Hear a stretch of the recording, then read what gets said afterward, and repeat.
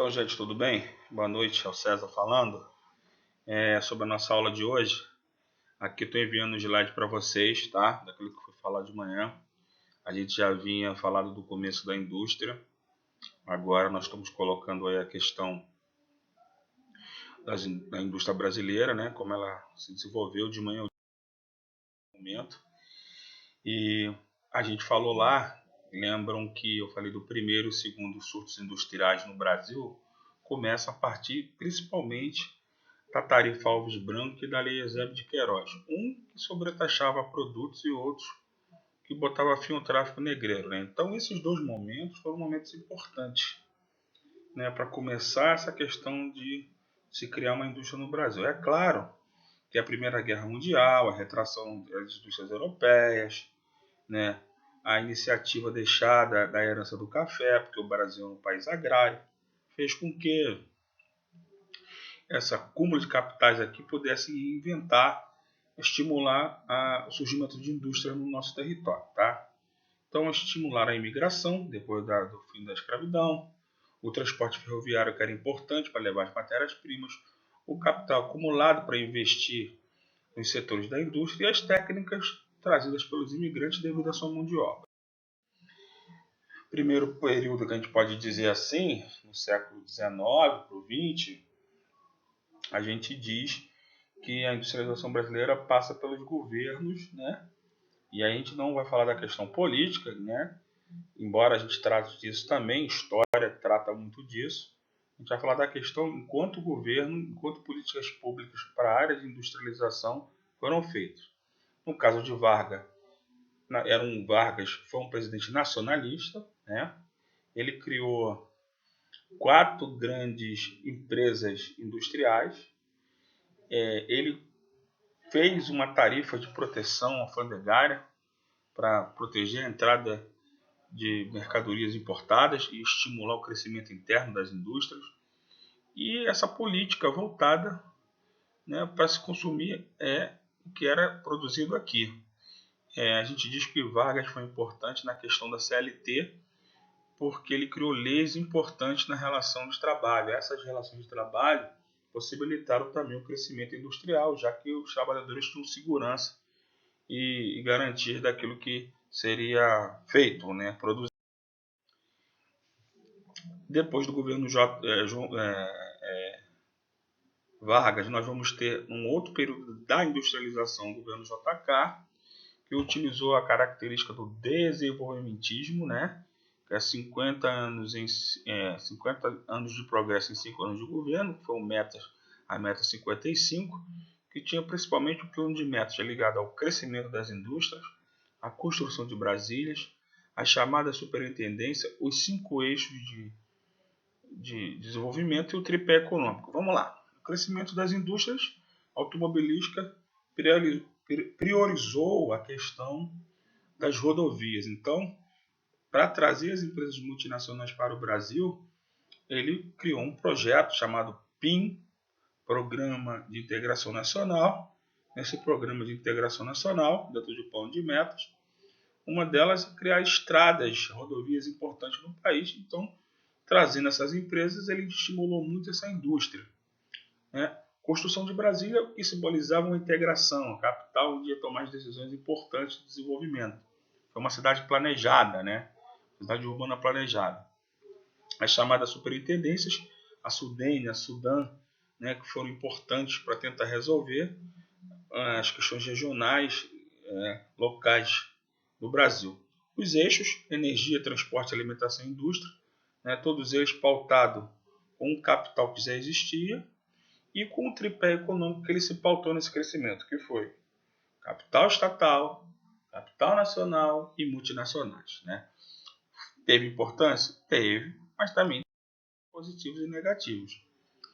O principal ponto positivo foi o aumento do PIB, a oferta de emprego, a expansão dos setores industriais e dos setores de serviços, que estão aí, secundário e terciário, mas também criou muita dependência tecnológica das empresas multinacionais, né? E aumentou muito essa dívida em relação ao que já tinha contraído no capital internacional. E por ter investido bastante nas questões ligada à rodovia praticamente não investiu no setor ferroviário, o que ficou sucateado por muito tempo e hoje é um grande problema se resolver esse setor nas questões de mercadorias, de economia, né? Vamos lá. Depois que acaba o governo JK, depois no primeiro dia, depois dessa industrialização do governo JK, há uma industrialização ligada ao golpe militar. 1º de abril, lá, o golpe que houve, né, os militares assumem o poder e eles retomam alguns projetos. O principal deles era o arroz salarial para a população mais pobre, né, e usar todo o recurso para suas questões políticas, como as obras faraônicas, né, de mostrar poder dentro daqui da região. Né. Óbvio que o poder a população de alta renda não sofreu muito disso, pois eram os consumidores dos produtos que vinham de fora, entendeu? Não a população, a maior parte da população que produzia, comia, ou melhor, se alimentava das questões ligadas à indústria de bens de consumo, né? A consideração de renda, né, foi enorme nesse período deles, porque privilegiou essa classe, né, e se criou também uma expansão dos monopólios e oligopólios, aquilo que nós falamos hoje de manhã. O monopólio, quando uma empresa só domina o mercado, para evitar a concorrência de outros, o oligopólio é um grupo pequeno, né? Os créditos bancários só eram para grandes empresários, não para pequenos, isso também gerou uma grande disparidade. As multinacionais eram favorecidas principalmente pelo não pagamento de impostos e subsídios que eram oferecidos pelo governo, inclusive o governo brasileiro, via banco público, favorecia. Criou o Fundo de Garantia, né, que é tempo de serviço, e o PASEP, que é o relacionado aos servidores públicos, uma poupança, vamos dizer assim, compulsória, né, para poder depois garantir as expansões necessárias, principalmente em infraestrutura, e foi a partir disso daí que ele conseguiu concretizar o que foi chamado milagre brasileiro, que foi o crescimento de 10% ao ano, e com a inflação controlada, ou seja, cresceu como se cresceu a China nos últimos 10 anos agora, tirando esse ano que foi o menor.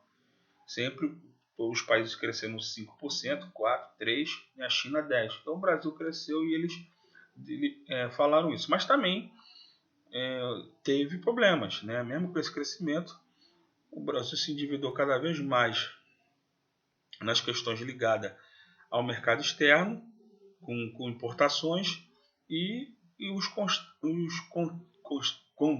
contrastes econômicos e de explosão social foi aumentando devido à concentração de renda.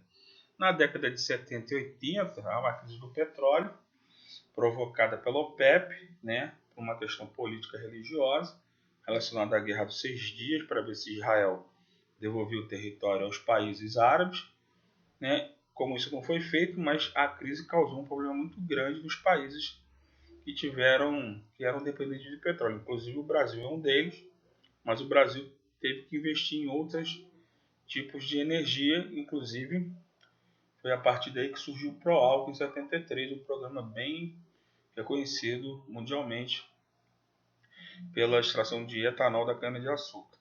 A desvalorização monetária foi grande. O lema do governo nesse momento, nesse período, era exportar para buscar um superávit comercial. O que é superávit, gente? É quando a receita é maior do que a despesa, tá? E déficit é quando a despesa é maior que a receita. Então eu vou ter prejuízo. Quando a receita é maior que a despesa, aí eu vou ter superávit, né?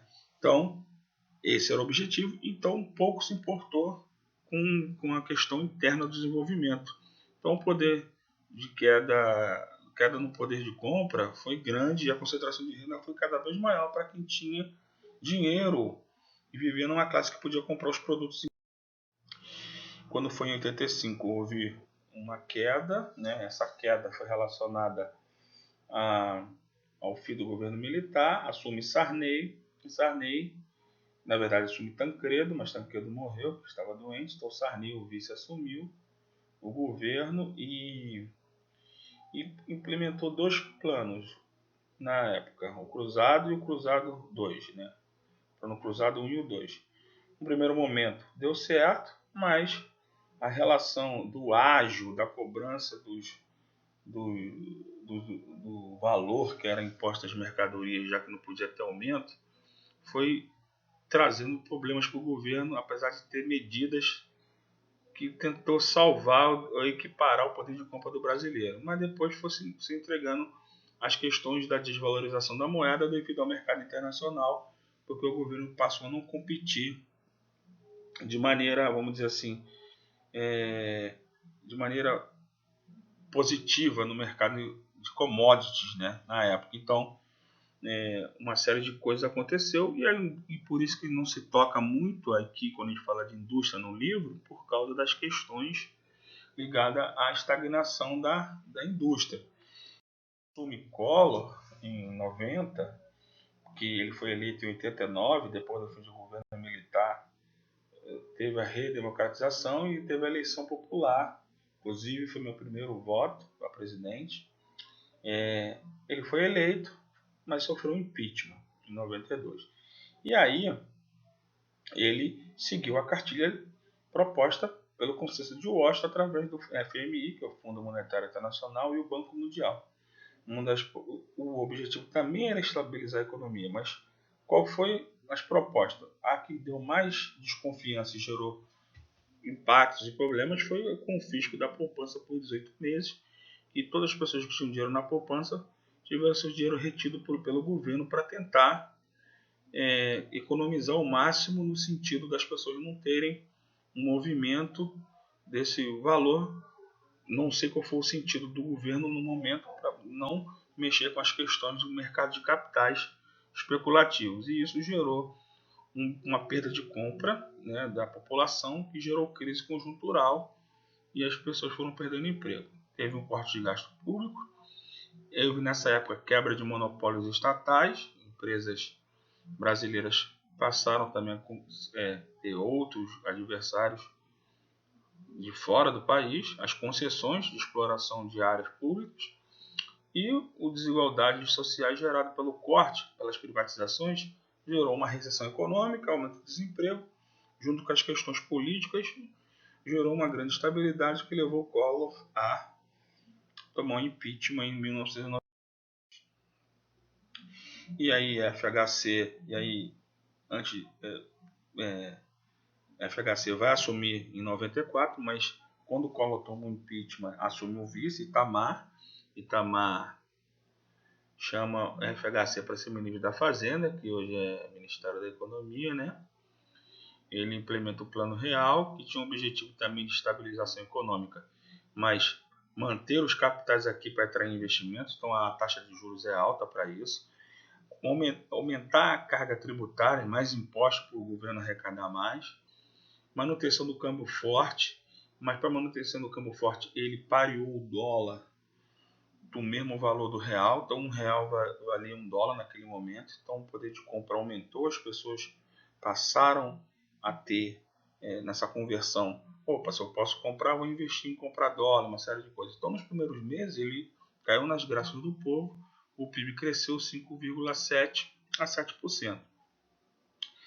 Ele rendeu uma reeleição por causa dessas políticas econômicas, reeleição então que não existia, que na época foi votada no Congresso e passou a ter a partir de Fernando Henrique. Quais foram os pontos positivos? A cartilha também era neoliberal.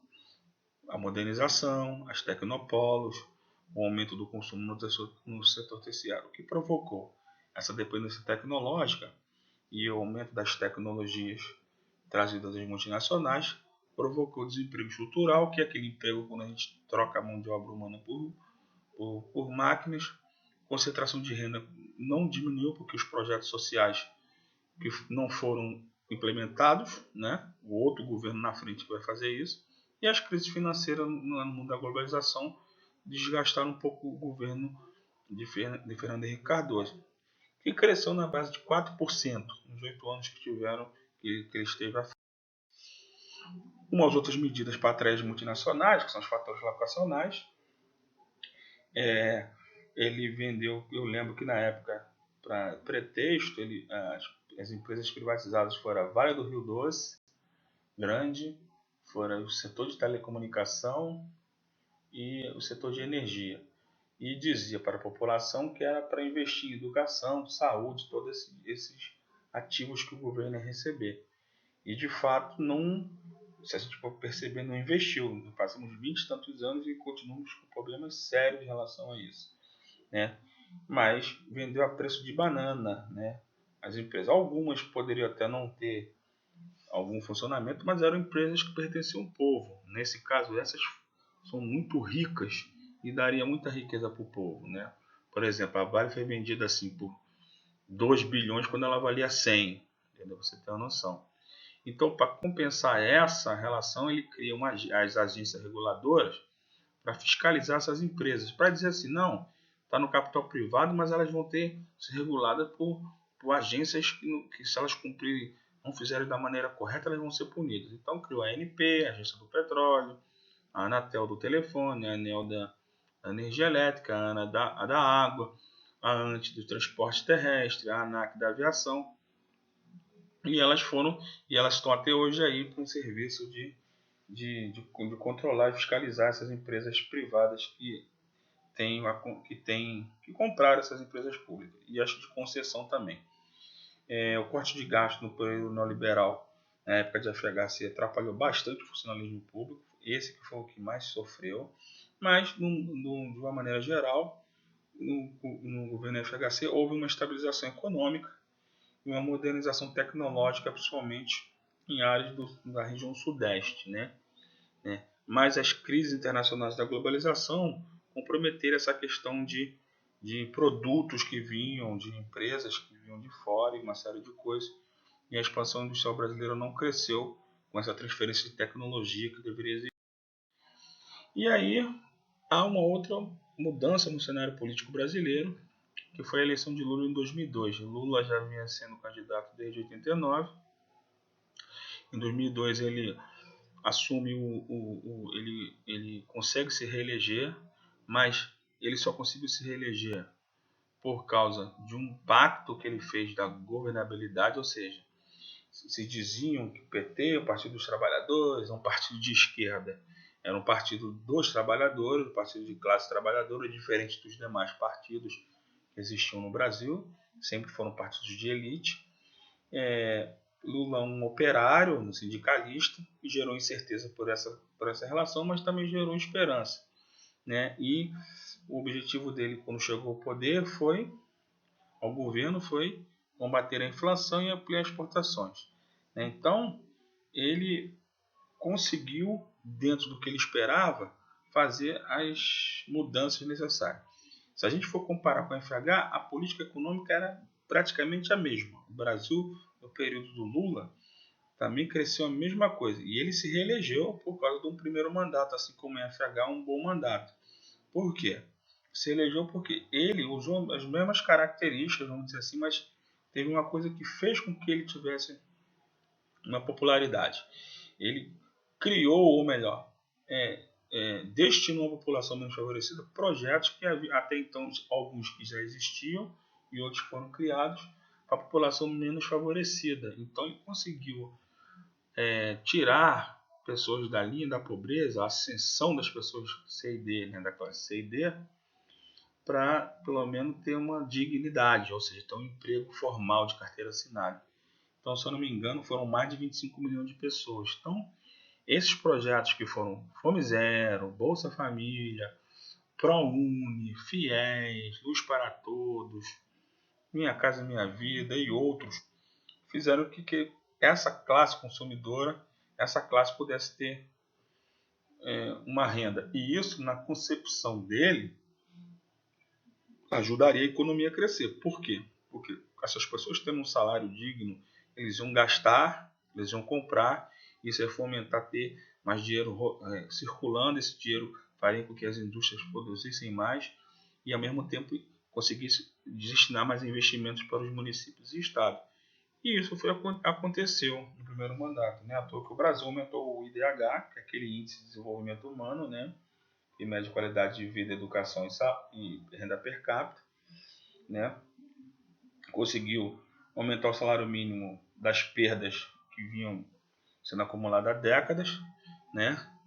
Chegou, se eu não me engano, em comparação ao dólar, quase $300, né? Ainda é pouco se a gente for pensar assim, mas aumentou daquilo que era um dos mais baixos do mundo. O Brasil passou de IDH médio para o IDH alto, e no segundo mandato dele ele já fez o plano de aceleração econômica, que era para construir as grandes obras no Brasil.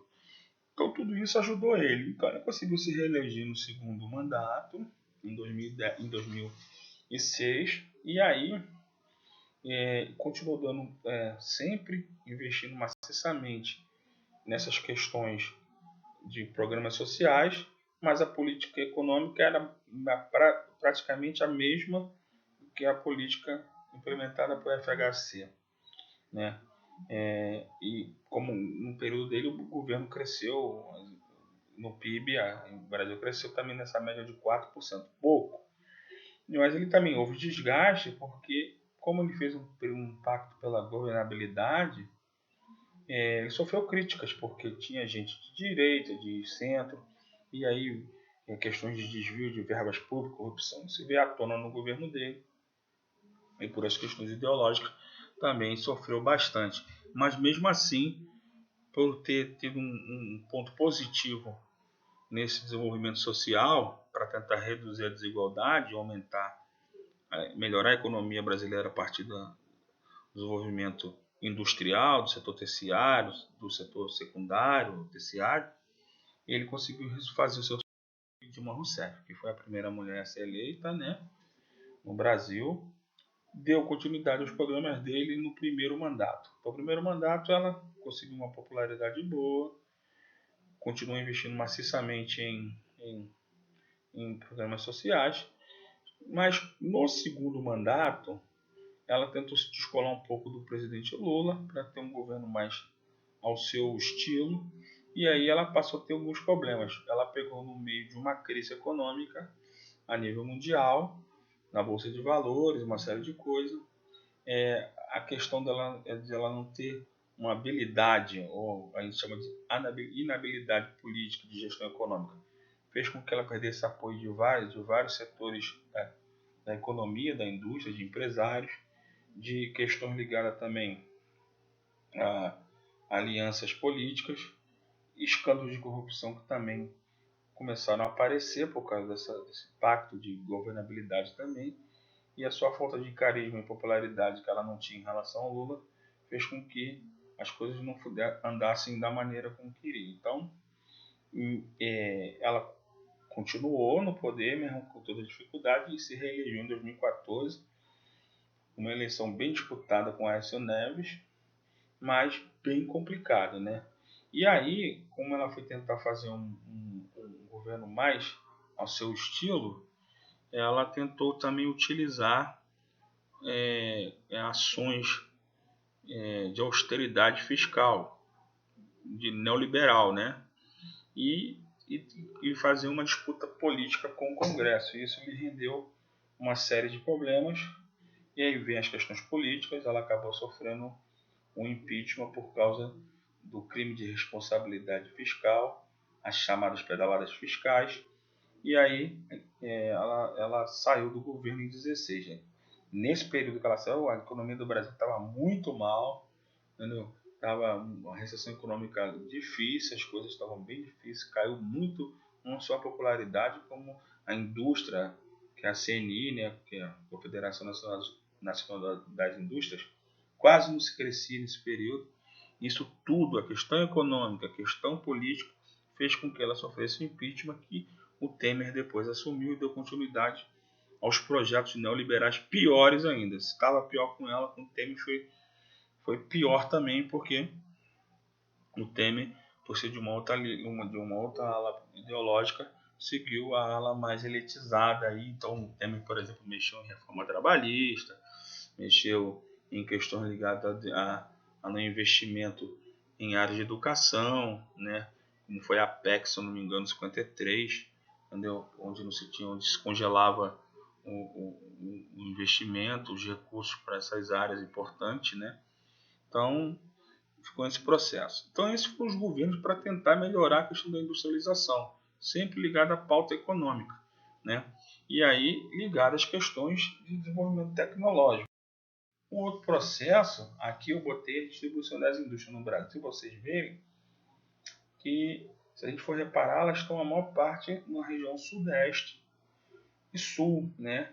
E o PIB dela, que é esse mapa da direita, vocês têm esse mapa no livro, é onde os estados que arrecadam conseguem ter maior riqueza na produção, devido ao seu mercado consumidor, devido às questões de recursos, devido à infraestrutura, né, e ligada à telecomunicação, transporte, uma série de coisas, faz com que, embora a partir dos anos 80 e 90, há um que nós chamamos de desconcentração industrial, as indústrias passam procurando novos espaços por causa de uma série de fatores que ocorrem nas grandes cidades. Aí vem uma questão urbana também, que é o preço caro dos imóveis, o escoamento da produção, da mobilidade urbana, a questão da violência. Então eles passam a procurar áreas mais distantes dos centros urbanos, onde eles recebem incentivos, que são chamados de fatores locacionais, se instalam nessas áreas para poder ter o seu lucro necessário.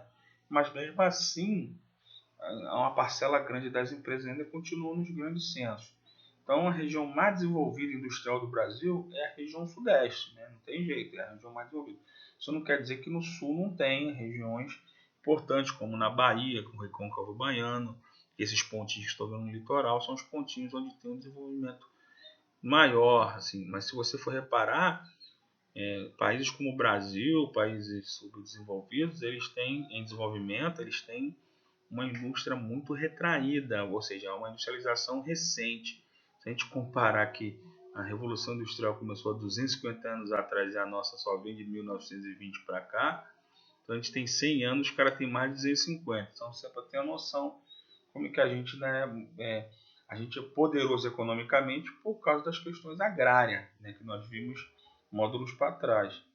Mas na questão da indústria a gente tem muita dependência, embora tenha indústrias importantes no Brasil, principalmente na área de bens de consumo, que são muito importantes no seu desenvolvimento, tá? Então, gente, esse slide é para completar a aula que nós falamos hoje de manhã. Vou anexar lá para vocês, aqui no plural, e mais um conteúdo para a gente estar estudando aí e debatendo nas próximas aulas, tá bom? E a gente está falando da próxima matéria, dos outros módulos, e fazer os exercícios, as atividades que foram propostas pela escola, tá bom? Obrigado, bom final de semana, e qualquer coisa eu estou à disposição de vocês, tá bom? Obrigado.